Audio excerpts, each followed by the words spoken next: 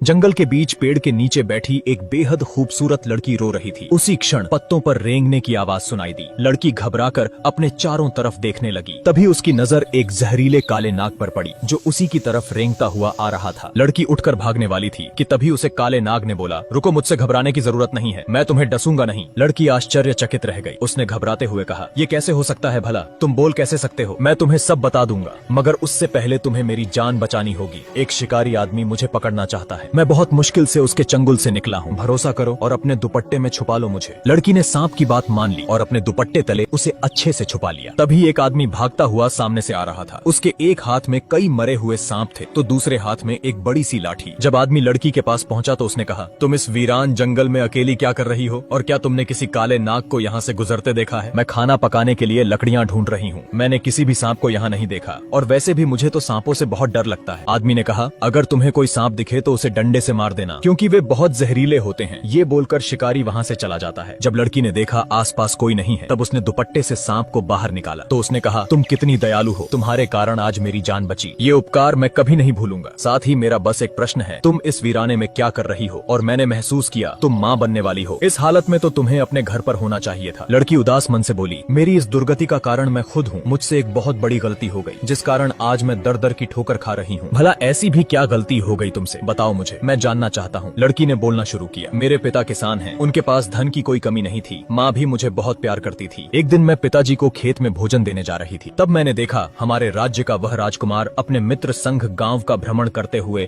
वहाँ से गुजर रहा था। फिर अगले दिन अपने सहेलियों के संग जब बाजार करने निकली तो वही राजकुमार मेरे सामने आकर बोला, मैंने कल तुम्हें देखा था और तुम मुझे बहुत अच्छी लगी, इसलिए मैं तुमसे शादी करना चाहता हूँ। राजकुमार की बातों में सच्चाई झलक रही थी। यही सोचकर शादी के लिए मैंने भी हाँ कह दिया। फिर हम दोनों बात करते हुए मेरे घर तक गए। वहाँ से राजकुमार अपने महल लौट गया और मैं अपने घर पहुँच गई। अब 2 दिन तक वो मुझे कहीं नहीं दिखा, लेकिन तीसरे दिन उसके पिता यानी नगर के राजा लो लश्कर सहित मेरे घर आ पहुँचे। राजा को घर में देख मेरे पिता हैरान रह गए। फिर उन्होंने राजा का स्वागत किया और जब चर्चा करने वह बैठे तो पिताजी ने कहा, राजन अब बताइए मेरे इस छोटे से घर में आपका कैसे आना हुआ? बात यह है कि मेरे पुत्र को तुम्हारी बेटी पसंद है। ये दोनों एक दूसरे से प्रेम करते हैं, इसलिए मैं स्वयं चलकर तुम्हारी बेटी का हाथ मांगने आया हूँ। बताओ तुम्हें ये रिश्ता मंजूर है या नहीं? मुझे बस 1 दिन का समय दीजिए क्योंकि मुझे इस बात की कोई जानकारी नहीं है। मैं आपको कल अपना जवाब खुद आकर दूंगा। जब राजा घर से गए तो पिताजी ने मुझसे कहा, बेटी क्या ये बात सत्य है? हाँ पिताजी, मैं राजकुमार से प्रेम करती हूँ। ये सुनकर पिताजी आग बबूला हो उठे और मुझ पर गुस्सा करते हुए बोले, क्या तुम्हें पता भी है तुम क्या बोल रही हो? वो राजकुमार जिसे तुम प्रेम करती हो वह पहले से ही शादीशुदा है और वह नगर का सबसे बड़ा जुआरी और मदिरापान करने वाला आदमी है। पिताजी ने मुझसे ये कहा तो मैं हैरान रह गई। फिर मैंने उनसे कहा, पिताजी आपने जरूर किसी और को देखा होगा। राजकुमार ऐसा नहीं है, वो मुझसे बहुत प्रेम करता है और शादी तो मैं उसी से करूंगी, वरना मैं अपनी जान दे दूंगी। माँ ने भी मुझे राजकुमार से दूर रहने के लिए कहा, लेकिन मैं छुप कर उससे मिलती रही। फिर एक दिन राजकुमार ने मुझसे कहा, अगर तुम मुझसे सच्चा प्रेम करती हो तो चलो आज ही हम शादी कर लेते हैं। और इस तरह मैंने माता पिता के खिलाफ जाकर उसी दिन एक मंदिर में हमने शादी कर ली। फिर वह मुझे महल न ले जाकर एक छोटे से घर में लेकर गया। फिर मैंने उससे पूछा, तुम मुझे ये कहाँ लेकर आए हो? क्या हम इसी घर में रहेंगे? हाँ, कुछ दिन हमें यहीं बिताना पड़ेगा क्योंकि मेरे पिता मुझसे बहुत नाराज हैं। पर तुम घबराओ मत, जल्दी ही मैं तुम्हें महल लेकर जाऊंगा और उन्हें हम दोनों को स्वीकार करना ही पड़ेगा। अगली सुबह राजकुमार ने मुझसे कहा, मैं किसी काम से बाहर जा रहा हूँ, लौटते समय खाने पीने की सामग्री भी लेता आऊंगा, तुम यहीं पर रहना और कहीं जाना मत। इतना कहकर वह चला गया। घर में सामान बहुत बिखरा हुआ था तो मैंने सफाई शुरू की। घर साफ करके जैसे ही मैं लेटी थकान के कारण मुझे नींद आ गई। फिर कब शाम हो गई मुझे पता ही नहीं चला। जब राजकुमार घर वापस लौटा तो उसने मुझे जगाया। तब हम दोनों ने एक साथ भोजन किया। शुरुआत में उसने मेरा बहुत ख्याल रखा। कुछ दिनों बाद जब मैं गर्भवती हुई तो मेरा पति बहुत खुश हुआ। फिर एक रोज वह मुझे किसी औरत के पास लेकर गया जो पेट छूकर ही बता देती थी कि गर्भ में पल रहा बच्चा बालक है या बालिका। औरत ने मेरे पेट को छूकर देखा और पति से कहा, तुम्हारी पत्नी के गर्भ में एक लड़की है। ये सुनकर उसके चेहरे पर बस खामोशी थी। जब हम घर आए तो वो बोला, मुझे बेटी नहीं चाहिए, मुझे तो बेटा चाहिए, इसलिए मैं चाहता हूँ कि तुम इसे।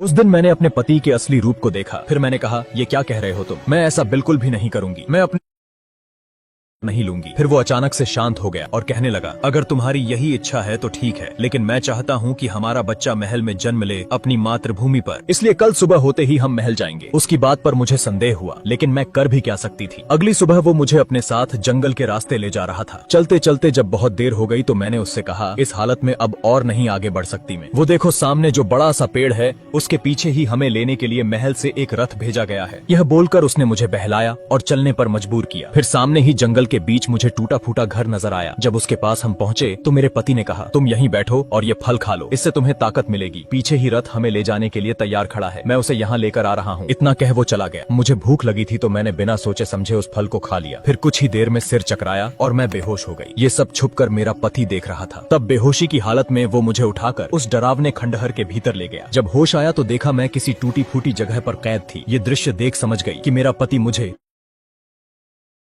लिए छोड़ गया है। ये सोच ही रही थी कि तभी मुझे एक डरी सहमी आवाज सुनाई दी। जब ध्यान दिया तो पीछे ही एक और स्त्री जमीन पर बदहाल पड़ी नजर आई। मैं भागकर उसके पास गई तो पता चला वह भी गर्भवती थी। फिर मैंने उससे पूछा, कौन हो तुम और यहाँ कैसे पहुँची? मेरा नाम चांदनी है, मुझे बचा लो, मेरे पति ने मुझे यहाँ कैद कर रखा है। उसकी बातों से साफ हो गया था कि चांदनी का और मेरा पति एक ही शख्स है। और जब नजरें घुमाई तो मैंने पाया कि हमारे आसपास कई मानव हड्डियां पड़ी थीं, जिसे देख साफ पता चल रहा था कि हम कोई पहले शिकार नहीं है उसके। अब तुरंत ही मैंने बाहर निकलने के लिए रास्ता ढूंढना शुरू किया, मगर वो जगह पूरी तरह से बंद थी। वहाँ से निकलने का कोई रास्ता दिखा नहीं मुझे। तभी मेरा पति आया और बोला, यहाँ से निकलने की सोचना मत। ये जो हड्डियां पड़ी देख रही हो, उन्होंने भी भागने की कोशिश की थी, लेकिन सब मारे गए। अब तुम भी यही मरोगी। मगर तुम ऐसा कर क्यों रहे हो? मेरा कसूर क्या है? और वो औरत जो वहाँ पड़ी है, उसने क्या बिगाड़ा है तुम्हारा? तुम दोनों का ये कसूर है कि मैंने तुम्हें पहले ही कहा था मुझे बेटी नहीं चाहिए, लेकिन तुमने मेरी बात नहीं सुनी, इसलिए तुम दोनों मरोगी। फिर उसने जबरदस्ती मेरा हाथ एक जंजीर में बांध दिया और वहाँ पड़ी दूसरी औरत का भी। हमारी मौत सुनिश्चित करने के बाद वो शैतान आदमी चला गया, लेकिन मैंने हार नहीं मानी। अपनी पूरी ताकत से जंजीर को खींचती रही। उस औरत ने भी अपनी बची हुई ताकत लगाकर मेरी मदद की। आखिरकार जंजीर को तोड़कर मैं आजाद हो गई। फिर मैंने उससे कहा, चांदनी मैं गाँव वालों को लेकर आती हूँ, तुम घबराना मत। मदद के लिए जंगल में मैं इधर उधर भटक रही थी, तभी देखा मेरा दुष्ट पति हाथ में कुल्हाड़ी लिए सामने से आ रहा था। मैं तुरंत एक पेड़ के पीछे छुप गई। अब मुझे उस औरत की चिंता होने लगी, क्योंकि मेरा दुष्ट पति उसी तरफ जा रहा था। जब वो कुछ दूर चला गया तो मैं अपनी पूरी क्षमता से भागी। भागते भागते मैं किसी नदी किनारे पहुंची, जहां कुछ लोग मछलियां पकड़ रहे थे। मैंने उनके पास जाकर कहा, मदद करो, हमें बचा लो। एक आदमी है जो मुझे और वहाँ एक दूसरी औरत को मारना चाहता है। अगर तुम हमें ले चलोगी तो हम तुम्हारी मदद जरूर करेंगे। बस फिर क्या, सभी लोग हाथ में लाठी डंडे लिए मेरे पीछे पीछे चलने लगे। जब लोगों के साथ मैं उस डरावने घर में पहुंची तो देखा मेरा पति दीवार तोड़कर वहाँ से भाग निकला। कुछ लोग उसे मारने के लिए डंडा लेकर पीछे भागे। अब उस औरत को जंजीरों से आजाद किया। फिर गांव वालों की सुरक्षा में हम नदी किनारे पहुंचे, जहां नाव में मैंने उसे बिठाया और कहा, अब तुम आजाद हो, अपने घर जाओ। चांदनी बोली, क्या तुम्हें अपने घर नहीं जाना? इस खतरनाक जंगल में तुम क्या करोगी? मैंने बहुत बड़ी गलती की है, इसलिए मैं अपने घर कभी नहीं लौट सकती। मछुआरे ने नाव चलाना शुरू किया। फिर चांदनी को मैंने अलविदा कहा। उसके जाने के बाद अगले 4 दिनों तक मैं अकेले जंगलों में भटकती रही। उस पाखंडी से शादी करना मेरी जिंदगी की सबसे बड़ी भूल थी। अब मैंने तुम्हें अपने बारे में सब कुछ बता दिया। वाकई तुम तो बहुत साफ दिल की हो और हिम्मत वाली भी। तुमने जो मुझ पर उपकार किया है, उसके बदले मैं भी तुम्हारे लिए कुछ करना चाहता हूँ। मैं इस जंगल के चप्पे चप्पे से वाकिफ हूँ और मैं एक जगह जानता हूँ जहाँ तुम्हें रहने के लिए छत मिल सकती है। अगर तुम चाहो तो मैं तुम्हें वहाँ लेकर जा सकता हूँ। लड़की ने भी हाँ कहा और सांप को हाथ में लिए उसके बताए अनुसार रास्ते पर चलने लगी। फिर थोड़ी देर बाद वह झोपड़ी के पास आ पहुँचे। अंदर जाने के बाद देखा झोपड़ी थोड़ी गंदी थी। उसने तुरंत साफ सफाई शुरू की और उस जगह को रहने लायक बना दिया। फिर कुछ दिन यूं ही बीत गए। वह अकेली बैठी हमेशा यही सोचती रहती और भगवान से कहती थी, हे प्रभु, मैंने अपने माँ बाप की बात नहीं मानी, जिसकी सजा मुझे मिल रही है। दुनिया में केवल एक माँ बाप ही होते हैं जो अपने बच्चों की भलाई के बारे में सोचते हैं। मैंने उनकी बात ना मान के गलती की, मुझे क्षमा करें प्रभु। फिर वह दिन आ गया जब बच्चे का जन्म होना था। उसके पेट में अचानक से दर्द होने लगा। वो बेसहारा अकेली प्रसव पीड़ा से तड़पने लगी। उसकी चीखों से पूरा जंगल गूंज उठा, लेकिन मदद करने वाला वहाँ कोई नहीं था। बहुत देर तक चली संघर्ष के बाद उसने 2 सुंदर सी लड़की को जन्म दिया। तभी सांप वहाँ आया और बोला, देखो ये भगवान की कृपा ही तो है जो तुमने एक की जगह 2 बच्चों को जन्म दिया। अब तुम अकेली नहीं हो, इस बात की खुशी है मुझे। और एक बात, क्या तुम्हारा नाम जान सकता हूँ मैं? मेरा नाम सरिता है, इस नाम से तुम मुझे बुला सकते हो। अब सांप उन दोनों बच्चों का ख्याल रखता और इसी तरह दोनों हंसते खेलते बड़े हो रहे थे। फिर एक रोज जब सरिता खाना पका रही थी, तभी वह सांप रेंगता हुआ उसके पास आया, जिसे देख वो बोली, तुम कहाँ से इतनी जल्दी में आ रहे हो? आज बहुत खुशी का दिन है तुम्हारे लिए, क्योंकि तुम्हारे दुश्मन को मैंने सजा दे दी है, उसे डसकर। ये सुन वो घबराते हुए बोली, तुमने किसे काट लिया? किसकी बात कर रहे हो? मुझे यकीन है कि जिसे मैंने काटा है वो तुम्हारा ही पति है। तुम्हें कैसे पता चला कि वो नगर का राजकुमार है? मुझे नहीं मालूम था, लेकिन वहाँ खड़े एक सिपाही ने जब उसे राजकुमार कहा तो मैं समझ गया। हो न हो ये वही वैशी दरिंदा है जिसने तुम्हारी जिंदगी खराब करने की पूरी कोशिश की थी। फिर मौका मिलते ही मैंने उसे डस लिया और वहाँ से भाग निकला। अब सरिता को उसकी बात पर यकीन हो गया था। फिर खुश होने के बजाय वह गुस्सा होकर कहने लगी, ये तुमने बहुत ही गलत किया, क्योंकि जिस राजकुमार को तुमने काटा है अब उसकी एक संतान है। वह एक बच्चे का पिता बन चुका है। कल मैं जब बाजार गई तभी उसे बच्चे के साथ वहाँ देखा था। अब तुम ही बताओ, क्या ये अच्छा हुआ कि हमने एक बच्चे से उसके पिता को छीन लिया। मुझे नहीं पता ये सही था या गलत, लेकिन बदला लेने का यही सही मौका था, इसलिए मैंने उसे डस लिया। देखो, मैंने अपने जीवन में बहुत बड़ी गलतियां की है। मैं नहीं चाहती कि एक और गलती करके किसी बच्चे को अनाथ कर दूं। अब तुम मुझे बताओ कि उसे ठीक कैसे करा जाए। तुम्हारे जहर का तोड़ बताओ मुझे। फिर न चाहते हुए भी सांप ने अपने जहर को खत्म करने वाले जड़ी बूटियों के बारे में बताया। सरिता ने जंगल में तुरंत सभी औषधियां इकट्ठा की और भागते हुए राजकुमार के पास पहुंची। फिर सैनिकों से कहा, ये कुछ जड़ी बूटियां हैं जो सांप के जहर को खत्म करती है, इसे जल्दी से राजकुमार को खिला दो। जड़ी बूटियां गले से नीचे उतरते ही उसे होश आया तो कहने लगा, क्या हुआ था मुझे? मैं जमीन पर क्यों पड़ा हूँ? आपको एक जहरीले सांप ने काट लिया था। ये जो पीछे औरत खड़ी है, इसी ने आपकी जान बचाई। कौन औरत? मुझे तो कोई दिख नहीं रही। तब सभी आश्चर्यचकित होकर इधर उधर देखने लगे। इधर सरिता सबकी नजरों से छुपकर वहाँ से घर की तरफ लौट गई थी। दूसरी तरफ जब राजकुमार महल पहुंचा तो अपने बच्चे से दोबारा मिलकर उसे समझ आया कि जीवन कितना अनमोल है, और साथ ही उसे अपने किए का पछतावा भी हो रहा था। इसी तरह 19 साल बीत गए। अब सरिता बूढ़ी हो गई और उसकी दोनों बेटियां अब जवान शादी योग्य हो चुकी थीं। और इतने सालों तक वह सांप भी इस घर में मौजूद रहा, माँ बेटी की रक्षा करने के लिए। फिर एक दिन सरिता ने सांप को बोला, तुम्हें याद है, मैंने उस शिकारी से तुम्हें बस एक बार बचाया था, और देखो बदले में तुमने अपनी पूरी जिंदगी मेरी हिफाजत की। तुम्हारा ये एहसान मैं इस जन्म में तो नहीं चुका पाऊंगी। सांप कुछ बोलता कि तभी किसी के रोने सिसकने की आवाज जंगल में गूंज उठी। सरिता तुरंत ही आवाज का पीछा करने लगी और उसने सोचा, ये जो कोई भी रो रहा है,